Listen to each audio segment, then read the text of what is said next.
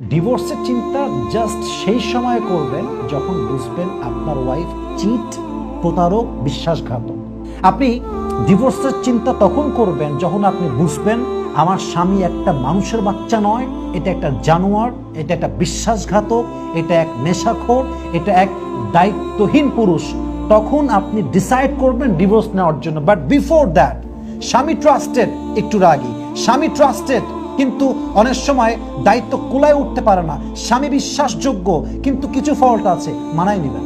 যত ডিভোর্সের চিন্তা করবেন জীবনটা তত বেশি কঠিন হবে।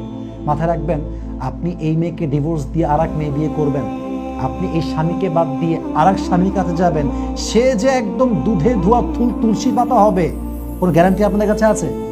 কোনো গ্যারান্টি আমার কাছে আছে? নাই।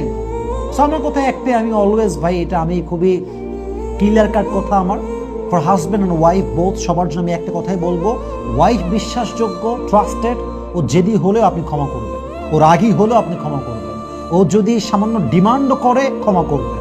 স্বামী যদি নেশাখোর না হয়, দায়িত্বহীন না হয়, জাস্ট ট্রাস্টেড পারসন হয়, যে দায়িত্বশীল এবং ট্রাস্টেড পারসন, কোনো বাজেগুণ আর দেখবেন না, কোনো বাজেগুণ দেখার টাইমই নাই, বাদবাকি জীবন আমি এই মানুষটার সঙ্গে কাটাই দেব। এই চিন্তা যদি আপনার হয়, তাহলে আপনার সংসারে আপনাকে বরকত দিবে একজন, তিনি কে?